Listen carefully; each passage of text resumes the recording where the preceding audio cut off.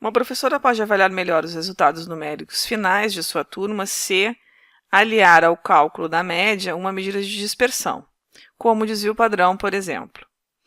Quando redigir seu relatório sobre os resultados dessa turma, ao utilizar média e desvio padrão, poderá se referir não somente à nota média, mas também à dispersão das notas dos alunos em torno dessa média.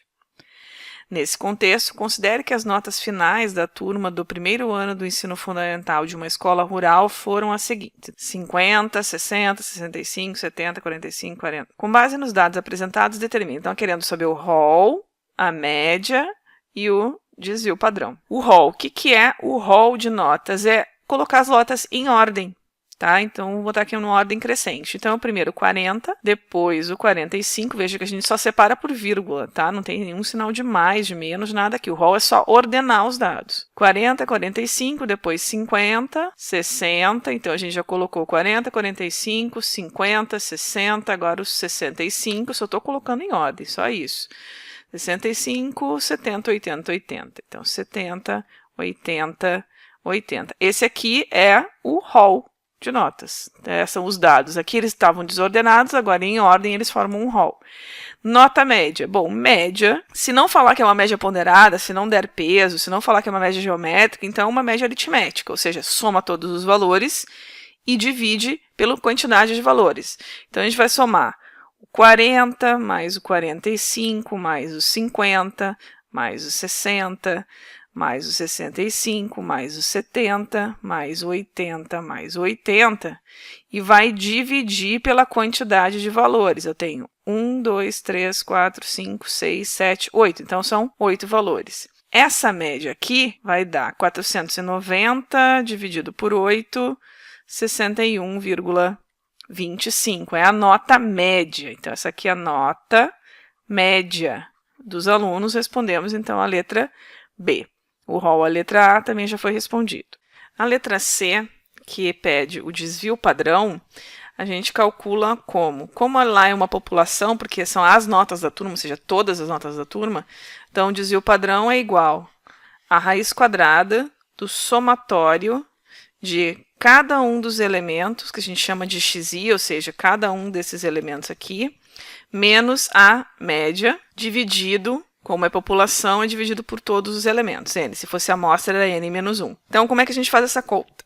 O desvio padrão vai ser cada um dos elementos, então vamos botar o 40 menos a média, 61,25, eleva ao quadrado. Ah, aqui eu não coloquei, é elevado ao quadrado, cada uma dessas diferencinhas aqui.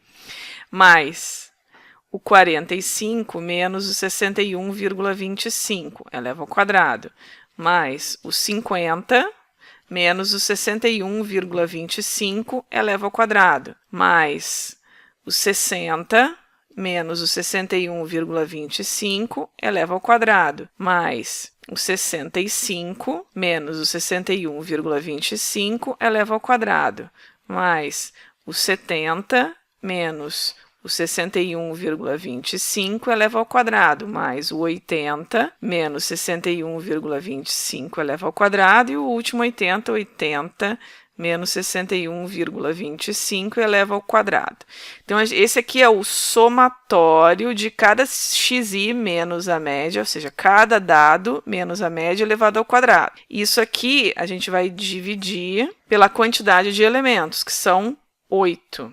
E vai retirar a raiz quadrada. Então, esse valor aqui, o valor do desvio padrão, vai dar 14,3069. Então, isso aqui é uma nota, né? São, na verdade, pontos. Então, a nota média é 61,25 pontos.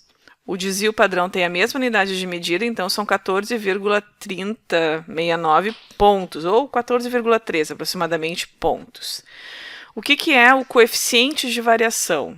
É um percentual.